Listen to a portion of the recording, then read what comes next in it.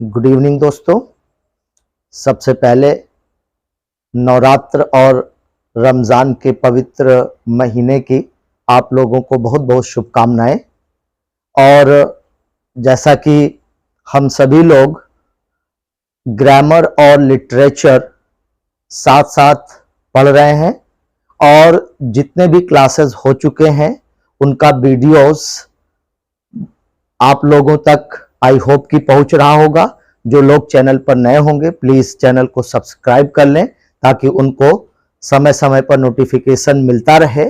आइए दोस्तों, आज हम लोग एक important figure of speech discuss करने वाले हैं जिसका नाम है पर्सोनिफिकेशन। कौन सा फिगर ऑफ स्पीच है दोस्तों?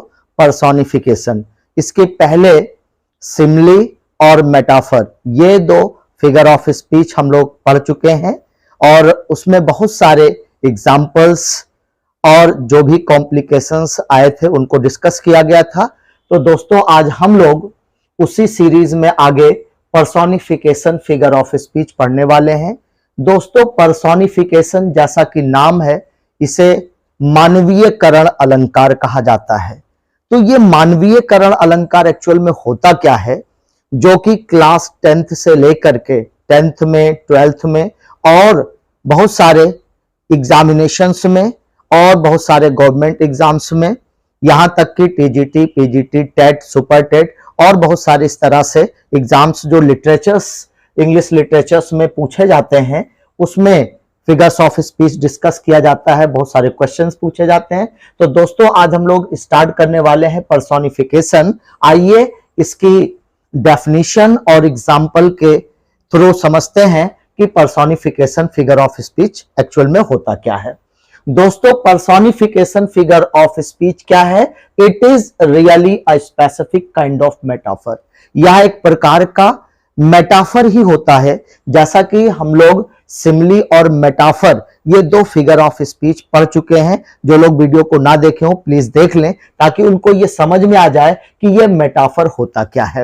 एक्चुअल में मेटाफर एक ऐसा फिगर ऑफ स्पीच है जिसमें दो अलग अलग ऑब्जेक्ट एक साथ होते हैं, लेकिन पहले ऑब्जेक्ट को कंपेयर ना करते हुए डायरेक्ट दूसरा वाला ऑब्जेक्ट बता दिया जाता है, वो होता है मेटाफर। तो दोस्तों यहां पर भी यानी पर्सोनिफिकेशन फिगर ऑफ स्पीच में भी इसे क्या बोला गया है कि यह एक स्पेशल काइंड ऑफ मेटाफर होता है।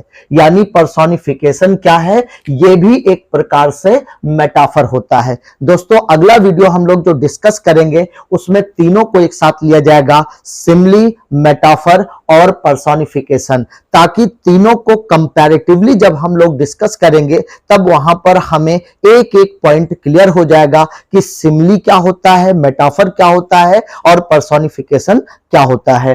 तो दोस्तों दूसरा पॉइंट इसका यह है कि यह पर्सोनिफिकेशन क्या करता है? इनएनिमेट ऑब्जेक्ट, एब्स्ट्रैक्ट आइडियाज और qualities are spoken of as if they were persons और ह्यूमन बींग्स। दोस्तों पर्सोनिफिकेशन फिगर ऑफ स्पीच के अंतर्गत क्या किया जाता है कि एक कोई भी इनएनिमेट ऑब्जेक्ट होता है। इनएनिमेट ऑब्जेक्ट यानी जिसको हम निर्जीव वस्तु कहते हैं, कोई निर्जीव वस्तु या कोई एब्स्ट्रैक्ट आइडियाज यानी जिसे हम अमूर्त विचार कह सकते हैं, यानी वह चीजें जिसे हम ना तो देख सकते हैं ना ही छू सकते हैं, केवल फील करते हैं, केवल महसूस करते हैं। दोस्तों हवा चल रही है, किसने देखा है? नोबडी, कोई नहीं देखा है, लेकिन उसको हम फील करते हैं। दोस्तों गर्मी होती है, कोई देख नहीं पाता गर्मी को, लेकिन फील जरूर करता है। जाड़े के महीने में हम लोगों को जाड़ा लगता है, लेकिन हम जाड़े को फील करते हैं लेकिन उसे देख नहीं सकते हैं। तो दोस्तों ऐसी बहुत सारी चीजें जिसे हम ना तो देख सकते हैं ना छू सकते हैं, बल्कि उसे फील करते हैं, महसूस करते हैं, वो सारे ऑब्जेक्ट हमारे क्या होते हैं? एब्स्ट्रैक्ट होते हैं, यानी उनको एब्स्ट्रैक्ट आइडियाज कहा जाता है। तो दोस्तों पर्सोनिफिकेशन एक ऐसा फिगर ऑफ स्पीच होता है जिसके अंतर्गत किसी इनएनिमेट ऑब्जेक्ट को यानी निर्जीव वस्तु को या एब्स्ट्रैक्ट आइडियाज को यानी अमूर्त वस्तुओं को या फिर किसी क्वालिटीज को या फिर किसी गुण को क्या किया जाता है दोस्तों? बताया जाता है क्या किया जाता है, स्पोकन ऑफ बताया जाता है, या उसको इस तरह से ट्रीट किया जाता है as if they were person, जैसे कि वो कोई इंसान हो या कोई ह्यूमन बीइंग हो, यानी जैसे वो कोई इंसान हो या ह्यूमन बीइंग हो। कहने का तात्पर्य यह है दोस्तों कि पर्सोनिफिकेशन एक ऐसा फिगर ऑफ स्पीच होता है जिसमें किसी निर्जीव वस्तु को या किसी अमूर्त विचार को या किसी क्वालिटी को एक ह्यूमन बीइंग की तरह रिप्रेजेंट किया जाता है। किसकी तरह, एक ह्यूमन बीइंग की तरह रिप्रेजेंट किया जाता है, यानी कि एक इंसान जिसके अंदर तमाम तरह की क्वालिटीज होती हैं दोस्तों, उस तरह से उसे रिप्रेजेंट किया जाता है। जैसे कोई इंसान है, उसके अंदर बहुत सारी क्वालिटीज होती हैं, वो सारी क्वालिटीज अगर किसी इनएनिमेट चीज के यानी किसी निर्जीव वस्तु के अंदर दिखे या किसी एब्स्ट्रैक्ट आइडिया के अंदर दिखे या किसी क्वालिटी में दिखे, तो दोस्तों वहां कौन सा फिगर ऑफ स्पीच होगा, पर्सोनिफिकेशन फिगर ऑफ स्पीच होगा। तीसरा पॉइंट आइए डिस्कस करते हैं दोस्तों, life and intelligence have been imparted to lifeless object और abstract ideas। दोस्तों इसका मतलब यह हुआ कि personification figure of speech एक ऐसा figure of speech होता है जिसमें किसी ऐसे inanimate object को यानी निर्जीव वस्तु को या abstract idea को क्या किया जाता है, लाइफ दे दी जाती है, यानी उसमें जीवन डाल दिया जाता है या उसके अंदर इंटेलिजेंस यानी बुद्धि आ जाती है। तो इस तरह की चीजें अगर इंपार्ट की जाती हैं उसके अंदर यानी पाई जाती हैं दोस्तों, तो वो लाइफलेस ऑब्जेक्ट या एब्स्ट्रैक्ट आइडिया एक लिविंग बीइंग की तरह बिहेव करने लगता है, एक सजीव की तरह बिहेव करने लगता है। तो दोस्तों वहां पर पर्सोनिफिकेशन फिगर ऑफ स्पीच होगा। आइए बेहतर समझ में आएगा जब हम एग्जांपल से इसको समझने की कोशिश करेंगे। दोस्तों पहला एग्जांपल है anxiety is sitting on her face. Anxiety का मतलब होता है चिंता। तो दोस्तों चिंता बैठी है, anxiety is sitting on her face, उसके चेहरे पर चिंता उसके चेहरे पर बैठी है, उदासी उसके चेहरे पर बैठी है। दोस्तों ये जो एंजाइटी वर्ड है, चिंता वर्ड है, ये क्या है, क्या हम इसे देख सकते हैं? नहीं, देख नहीं सकते हैं। क्या इसे हम छू सकते हैं? नहीं छू सकते हैं। दोस्तों यह एक एब्स्ट्रैक्ट आइडिया होता है, यह एक मात्र अमूर्त विचार है जिसे ना देखा जा सकता है ना छुआ जा सकता है, केवल हम महसूस करते हैं। यानी हम किसी के चेहरे को देख करके ये जज कर लेते हैं कि ये व्यक्ति निराश है, मायूस है, उदास है। तो दोस्तों एंजाइटी बैठी हुई है, कहां बैठी हुई है? ऑन हर फेस, उसके चेहरे पर। अर्थात जो पोएट है वो कहना चाह रहा है कि वो व्यक्ति उदास है, वो व्यक्ति निराश है। लेकिन दोस्तों इसी पॉइंट को इस तरह से उसने कहा कि anxiety is sitting on her face, उदासी उसके चेहरे पर बैठी हुई है। तो दोस्तों उदासी क्या है?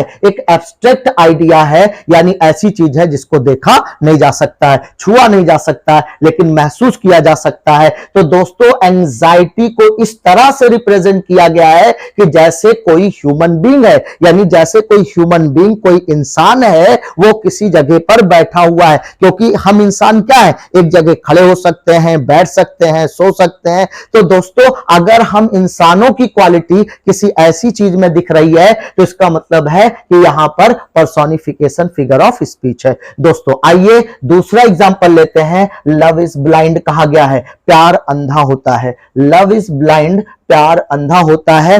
तो दोस्तों यहां पर लव क्या है, हम इसे देख नहीं सकते, छू नहीं सकते, केवल क्या कर सकते हैं, महसूस कर सकते हैं। तो दोस्तों ये क्या हुआ, एक एब्स्ट्रैक्ट आइडिया हुआ। प्यार कैसा है, एक एब्स्ट्रैक्ट आइडिया है। तो दोस्तों यहां पर प्रेम को क्या बताया गया है, ब्लाइंड बताया गया। दोस्तों ब्लाइंड कौन होता है, एक इंसान है। अंधा कौन हो सकता है, एक इंसान अंधा हो सकता है। यानी कि इंसान अगर अंधा है तो यहां पर इंसानों जैसे इसको बिहेव करते हुए दिखाया गया है कि प्यार अंधा होता है। तो दोस्तों यहां पर प्यार कोई इंसान नहीं है, लेकिन उसको अंधा बताया जा रहा है, यानी कि एक ह्यूमन बीइंग वाली चीज इसके अंदर पाई जा रही है। तो दोस्तों यहां पर लव इज ब्लाइंड क्या होगा, यहां पर पर्सोनिफिकेशन फिगर ऑफ स्पीच होगा। दोस्तों प्यार अंधा है।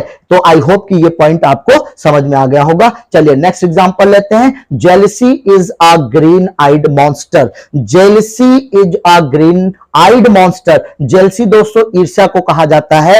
ईर्ष्या को कहा गया है ग्रीन आइड, यानी हरी आंखों वाला राक्षस है।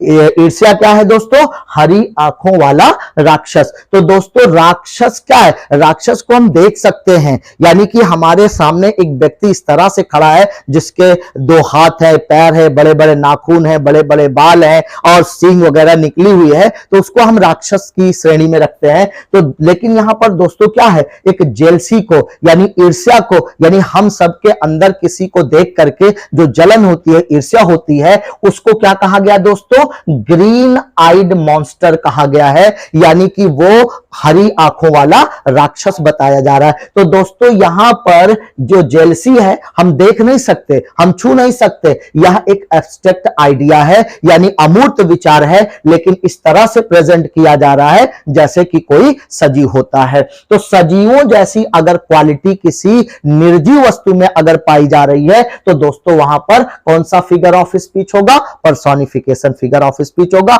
आई होप कि ये पॉइंट आपको समझ में आ गया होगा। चलिए नेक्स्ट एग्जांपल लेते हैं। A lie has no legs.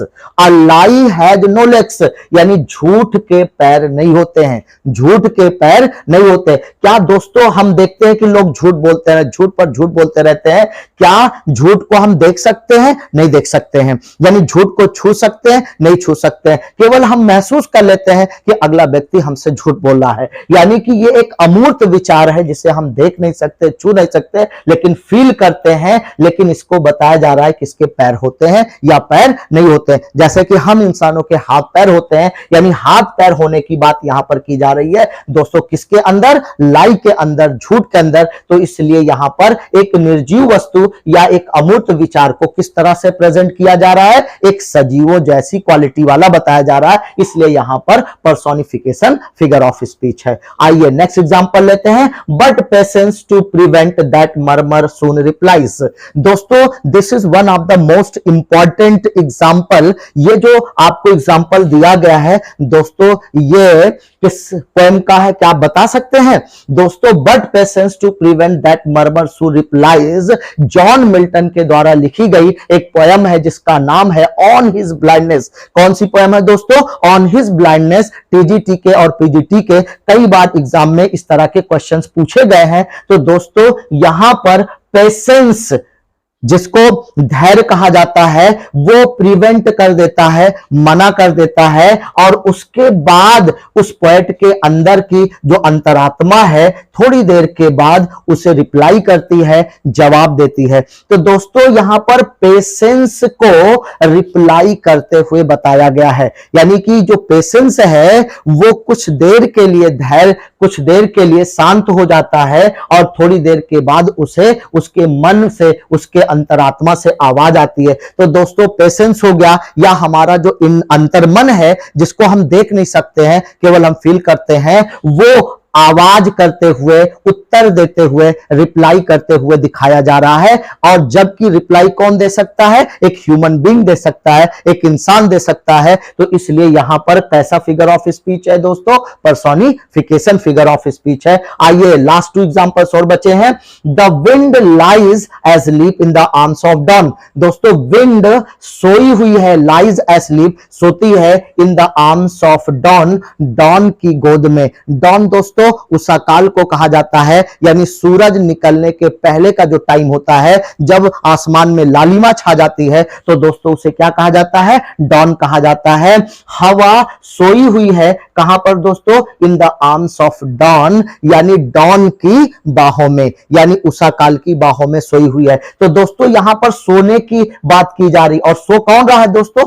Wind सोने की बात की जा रही कि विंड सोती है, यानी हवा सोती है। जबकि हवा क्या है दोस्तों? हम उसको देख नहीं सकते हैं, वो एक इनएनिमेट ऑब्जेक्ट हो सकता है या एब्स्ट्रैक्ट आइडिया हो सकता है जिसे हम केवल फील करते हैं, महसूस करते हैं, लेकिन इसे सोते हुए बताया गया है। और सोता कौन है? एक इंसान सोता है, एक बच्चा जैसे सोता है उसी तरह से सोते हुए इसको बताया गया है, यानी इंसानों जैसी खूबी इसमें बताई जा रही है। तो दोस्तों यहां पर कौन सा फिगर ऑफ स्पीच है? पर्सोनिफिकेशन फिगर ऑफ स्पीच है। लास्ट एग्जांपल लेते हैं दोस्तों, ये कई बार एग्जाम एग्जामिनेशन में पूछा गया एग्जाम्पल है, death lays his icy hands on Kings.